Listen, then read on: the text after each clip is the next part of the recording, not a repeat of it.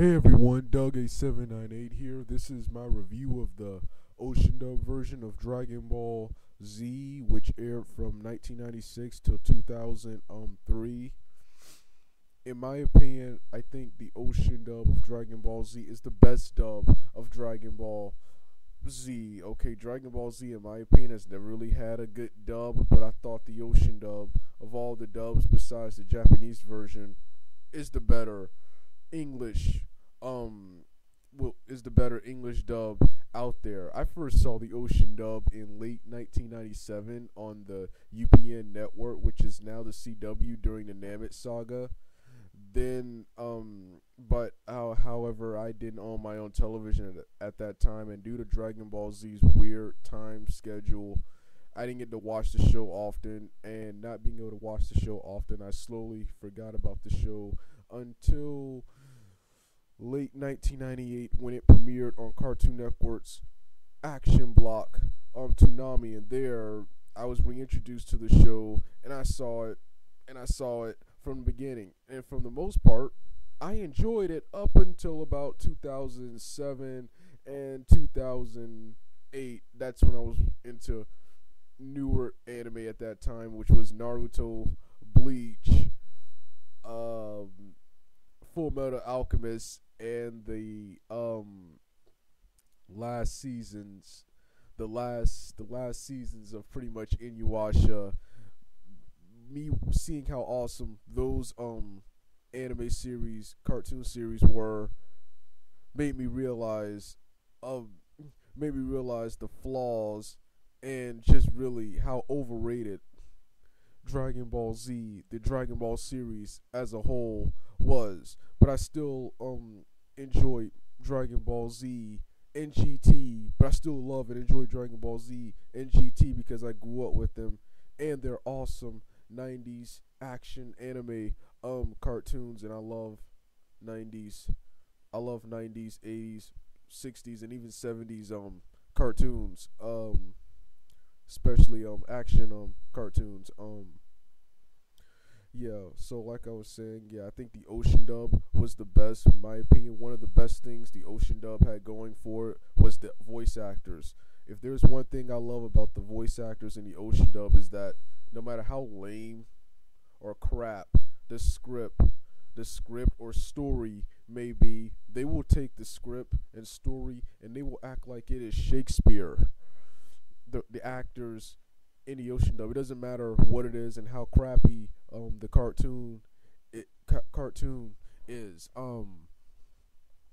Some of the best actors in this show, in my opinion, voice actors in this show, and there are a lot of them, but some of the best, in my opinion, are Peter Kalamis and Ian Corplet, who both voiced Goku throughout the show. Kirby Morrow in the newer version was pretty cool too, in my opinion. I love Brian Drummond. I think he's probably the most memorable.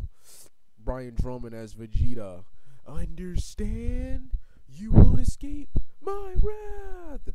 With lines like that, he made Vegeta's character, who Vegeta I consider a character who is not likable, who was an awesome villain and anti-hero in the first series and an awesome hero in GT, but I thought he was lame in the Cell Saga and Boo sagas.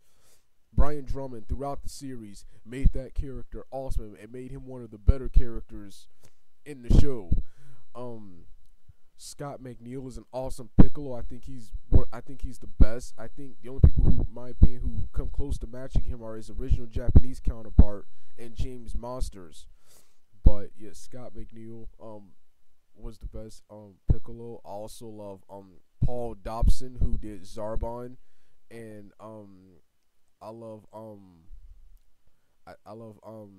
Brian I love Mark Dobson, who I think that's his name. He's the brother of Paul Dobson, who did Nappa. I think Nappa's voice in the Ocean dub was better than his Funimation, personality wise, was better than his Funimation voice.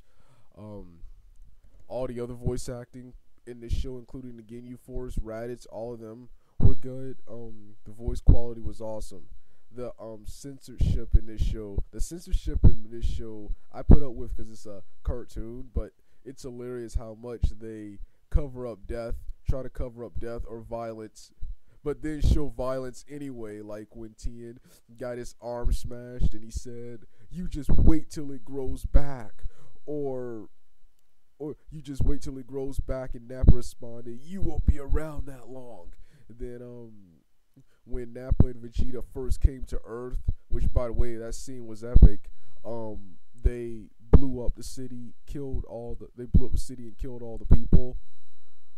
Nappa blew up the city and killed all the people, and then he covered up in the news part saying, "Good thing the people got away." It was just hilarious how they tried to cover it up, or when he blew up the cargo ship and Tien said, "Good, I see their parachutes," even though nothing was there. Love the censorship in this show; it was hilarious. I also love that whole bit about Goku's dad being a scientist. That's the first time Dragon Ball Z ever had that's one of the only times in the show they ever actually tried to do some storytelling, and it was just a mistranslation, a bad translation. Yeah. So yeah. The characters in the show are awesome. However, they sometimes get on my nerves, and some of their actions, particularly Goku and Vegeta's, some of their actions are questionable.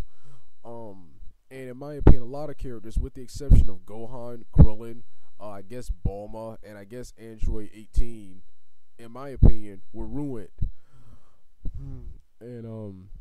And I love the artwork. I love the artwork and character designs. The artwork and character designs was way better than the original Dragon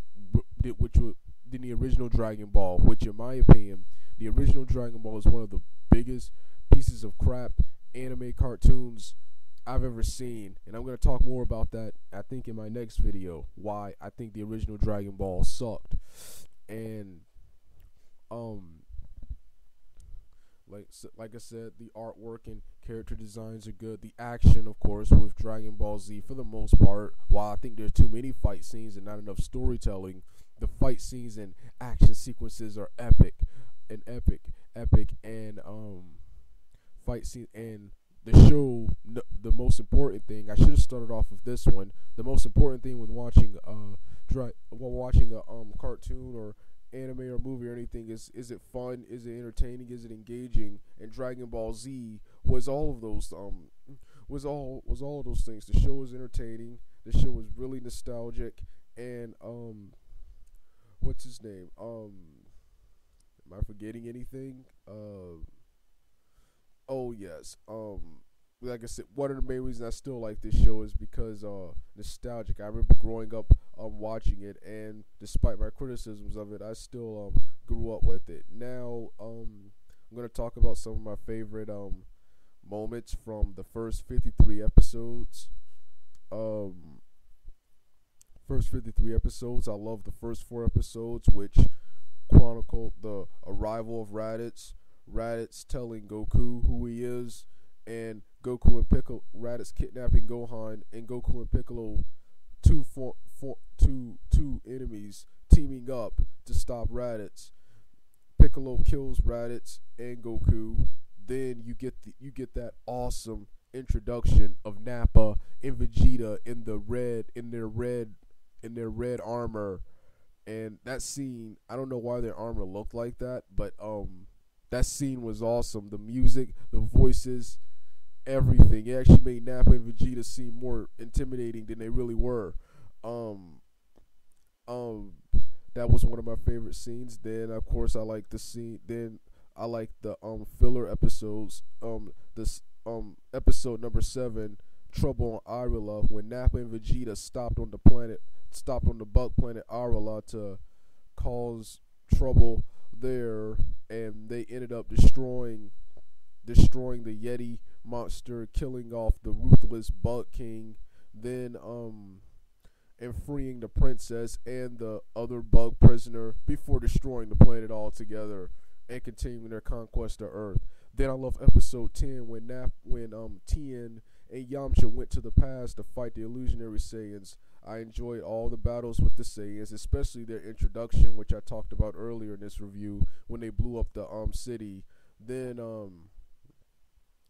there was the like I said, I enjoyed the battles with Nappa and the battles with Vegeta. Then they take it to Namek. I enjoyed.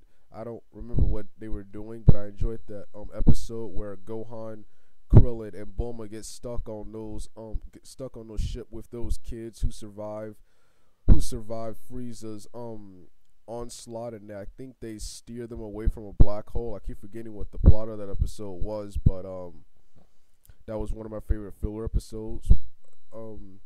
Then finally when they got to Namek, I enjoyed almost all the episodes, with the exception of that filler crap with them going to fake Namek, and that filler episode where those two Frieza henchmen came and kidnapped Bulma, and Bulma managed to outsmart them. And I enjoyed all episodes except for those two. Those seemed like some pointless filler to interrupt the what's his name on Namek. I enjoyed the battles with Zarbon, even though I hated how he got killed off too quickly, and I enjoyed the battles with the Ginyu Force. However, I hate how it kept ending at episode 53 and starting over. I never understood why it did that until now. I know now why they did that, but yeah, for the most part, the show was entertaining. I've also seen the second part of the Ocean Dub, which was episodes 108 to 276. I've seen some of that, and for the most part, I thought that part of the Ocean Dub was pretty awesome too. The only things I didn't like about it were Android 16's. I didn't like Android 16's voice. He sounded like Darkseid. He sounded like Darkseid from Superman, the animated series, but I did love the voice acting. I thought the voice actors were still good there. I especially Brian Drummond as Vegeta, and I love the Mega Man background music versus Shuki Levy's score, which is what was used for the first 53 episodes. Well, that's my review for Dragon Ball Z Ocean Dub. The only thing I hated about the Ocean Dub was the only thing I hate about Dragon Ball Z is that I think story wise they suck. I think this story was rushed. And I think there's no storytelling. There's more focus on action. And the stupid Dragon Balls than there is on plot and storytelling. And that's been a major criticism I had of Dragon Ball Z for years now. Alright, Doug out.